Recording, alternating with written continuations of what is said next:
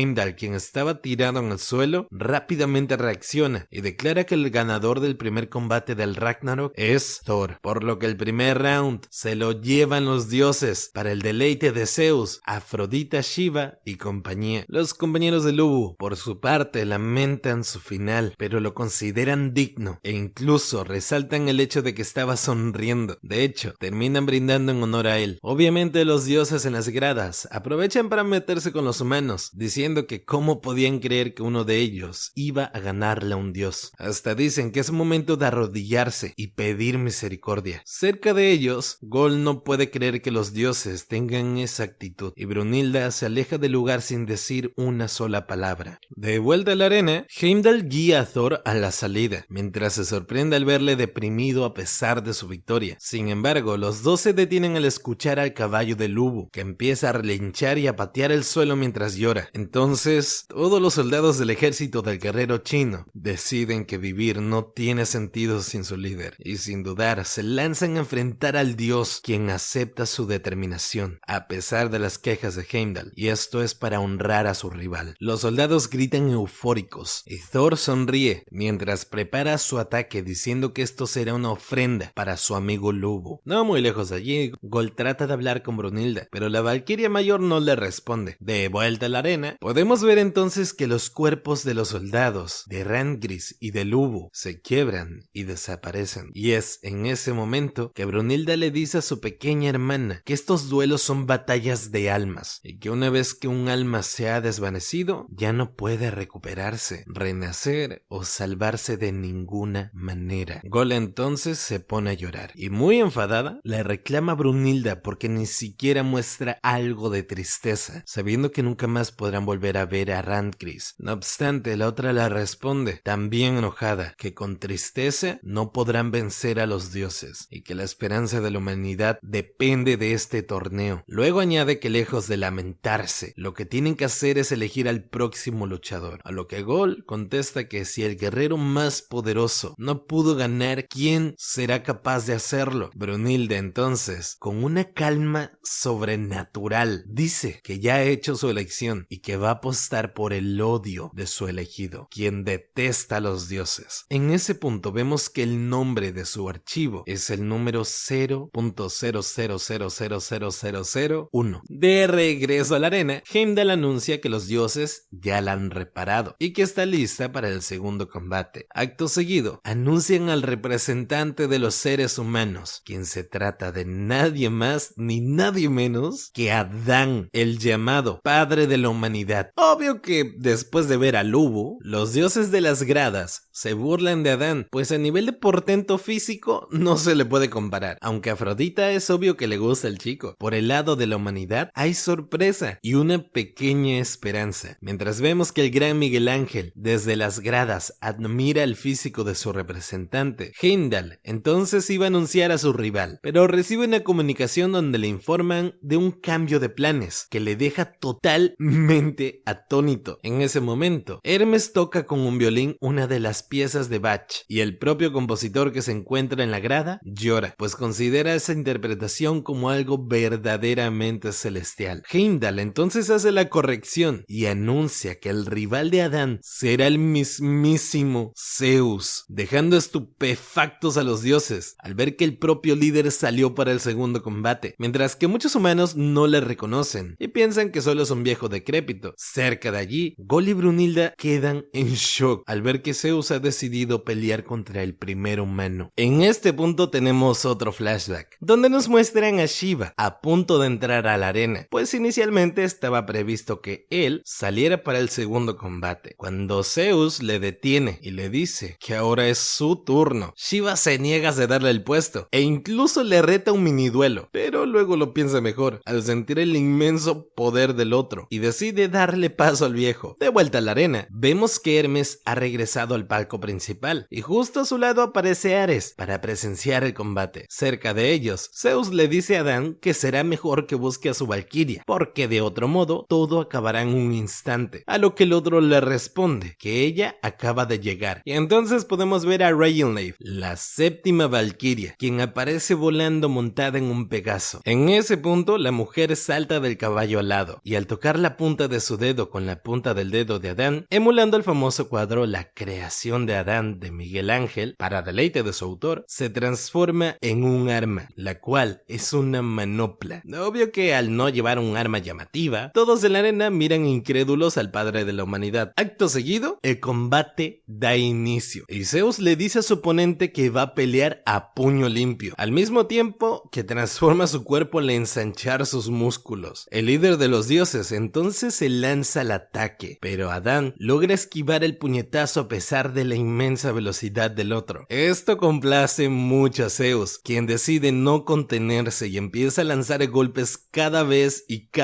más rápidos, aunque el padre de la humanidad los sigue evadiendo con elegancia, y el líder de los dioses trata de sorprenderlo con una patada, pero Adán nuevamente fue capaz de esquivarla con facilidad. Zeus se emociona todavía más, pero le dice al otro que solo evadiendo no logrará nada. Adán le responde que lo sabe y a partir de acá empieza su ataque. Pero el asunto es que todos sus movimientos son copias perfectas en poder y velocidad de las técnicas que previamente había usado Zeus, con la diferencia de que el padre de la humanidad sí logra conectarle mucho de sus golpes al líder de los dioses. Ares y Hermes quedan estupefactos, mientras que Gol se emociona al ver el desarrollo del combate, y es en este momento en el que se nos explica, citando a la Biblia, que Dios creó al hombre como una copia de sí mismo. Esta técnica, llamada divino reflejo, fue la que le permitió a Adán copiar a la perfección todas las técnicas empleadas por su oponente. Zeus le dice que en decenas de miles de años nunca había estado tan emocionado, y decide entonces moverse a una velocidad tan alta que solo se ven sus imágenes residuales, para luego terminar su técnica con una poderosa patada a la cabeza. Por desgracia para el dios, Adán de nuevo evade el ataque e inmediatamente lo copia para cesarle una fuerte patada a Zeus, que lo manda a volar. El líder de los dioses en este punto ya no puede contener ni su felicidad ni su fuerza, y su cuerpo se ensancha todavía más, pues sus músculos se hacen mucho más grandes que en su primera transformación. Acto seguido, Zeus prepara una poderosa técnica y Ares queda sorprendido al verla. Aquí tenemos un flashback donde se nos muestra la pelea de Zeus con su padre Cronos, y cómo el único golpe que recibió el líder de los dioses fue uno extremadamente poderoso, al punto de que le hizo escupir varios dientes. De vuelta a la arena, Zeus se dispone a usar esa técnica de su padre contra Adán, la cual se trata de un golpe tan veloz que pareciera ser capaz de detener el tiempo. No obstante, el padre de la humanidad no solo fue capaz de evadirlo, sino que lo copió y le pegó un fuerte puñetazo en la cara a su oponente, dejando al dios tendido en el suelo. En este punto, Ares, a ser el dios de la guerra, nos cuenta cómo percibió el combate y afirma que fue capaz de detallar todas las técnicas empleadas por Zeus, con la excepción de la última, pues todo fue tan rápido que en un momento vio a su padre preparar el golpe y al siguiente le vio recibiendo el contraataque de Adán. Hermes entonces le detalla lo sucedido, pues él sí fue capaz de entender lo que pasó. Ares no queda muy feliz de que su hermano haya entendido algo que él no pudo en una batalla, pero luego admite que ni entrenando duro por 1000 años sería capaz de derrotar a Adán. Heimdall entonces anuncia que Zeus ha sido noqueado y estalla la euforia en los humanos que están en las gradas, e incluso Gol no es capaz de creer que Adán sea tan poderoso. Brunilde entonces le explica que el origen del poder del padre de la humanidad es su enorme rencor hacia los dioses. Pasamos entonces a otro flashback, donde se nos muestra el mismísimo Edén y cómo Adán vivía feliz en él. Sin embargo, luego pasamos al juicio donde acusan a Eva de comer la manzana prohibida y cómo ella se defiende diciendo que es inocente. El asunto es que la mismísima serpiente era el abogado acusador, y acá nos es revelado que Eva nunca comió el fruto, sino que mientras se defendía de la serpiente, quien buscaba poseerla a la fuerza, la manzana cayó del árbol, producto del forcejeo, dado que ambos estaban muy cerca del mismo. Al final, la mujer logró huir y, lleno de ira, la serpiente decidió acusarla falsamente. Lamentablemente, en un tribunal lleno de dioses, Eva terminó siendo condenada y desterrada del paraíso. Esto dejó totalmente desolada a la mujer, pues no solo estaría sola en el mundo exterior, sino que nunca más podría ver a su esposo. No obstante, justo en ese punto, Adán entró a la fuerza a la corte, llevando 2 cestas llenas de canastas del árbol, y cuando la serpiente le intentó reprender, el padre de la humanidad no solo mordió uno de los frutos, sino que luego lo escupió, dejando atónitos a los presentes. Luego hizo lo mismo con cada una de las manzanas que había llevado. Es entonces cuando le dice a Eva que si ella se va, él se irá con ella, y la mujer de la emoción corre a abrazarlo. Este gesto hace enloquecer a la serpiente, que se transforma en una especie de lagarto gigante y decide atacarlo, pero el padre de la humanidad usa divino reflejo para hacerlo pedazos con sus propias garras. Luego de eso, los dos salieron del Edén para construir su propio paraíso. De vuelta a la arena, Eva aparece emocionada al ver la victoria de su esposo, y todos los humanos estallan de alegría, pues finalmente el destierro del Edén ha sido vengado. Incluso la propia Brunilda ríe de la emoción, pues consideraba a Zeus el oponente más problemático. Lamentablemente, cuando Heimdall iba a anunciar oficialmente al ganador, el líder de los dioses le detiene, diciendo que aún es muy pronto. Seguidamente, se endereza la cabeza y le pregunta a Adán la verdadera razón de su presencia en el torneo, a lo que el otro le responde que todo eso del odio o la venganza le da igual y que no necesita una razón para proteger a sus hijos. Esas palabras logran unificar a la humanidad e incluso los propios dioses se emocionan al escucharlas, sin mencionar que Gol está ahí en un mar de lágrimas. Zeus entonces reconoce el poder del otro y decide hacer una nueva transformación. Ya este tipo parece Freezer, dejando a todos sorprendidos. En el palco principal aparece Thor para meterse con los cuervos de Odín, quien le dice que no vuelva a transformarse en su hijo. Es entonces cuando vemos que quien estaba allí no era el dios del trueno, sino Loki, el dios del engaño, quien le dice que está emocionado y celoso de que un simple humano vaya a enfrentarse a la verdadera forma de Zeus. De regreso a la arena, el líder de los dioses termina su transformación y todos se quedan de piedra al ver su forma final, Adamas. Hermes entonces analiza la situación, pensando que en condiciones ideales, Zeus puede mantener esa forma por 12 o 13 minutos, pero debido al daño recibido, ahora solo será capaz de hacerlo durante 5 minutos. Eso sí, el poder que irradia el líder de los dioses es tal que por primera vez durante todo el combate, Adán subió su guardia, aunque lo hizo de forma inconsciente. No obstante, incluso en ese estado, todos sus golpes son evadidos por el padre de la humanidad, quien instantáneamente contraataca, pegando múltiples puñetazos en el rostro del viejo. Sin embargo, ahora hay dos diferencias. La primera es que Zeus no pareciera recibir daño de esos golpes, y la segunda, la cual al parecer Brunilda nota, haciendo que por primera vez sienta miedo durante este combate, y es que Adán empieza a mostrar síntomas de que su cuerpo no puede manejar el poder que está copiando. En este punto, cuando la mayor de las valquirias comprende la estrategia del líder de los dioses, quien literalmente busca sobrecargar el sistema nervioso de su oponente. Debido al uso constante del divino reflejo, Adán no para de sangrar, pero en ese momento el cuerpo del viejo empieza a mostrar indicios de recalentamiento, por lo que la batalla se transforma en un duelo de ver quién aguanta durante más tiempo el esfuerzo realizado. El combate sigue y la intensidad del mismo no para de crecer, al punto en que todos en las gradas, humanos y dioses,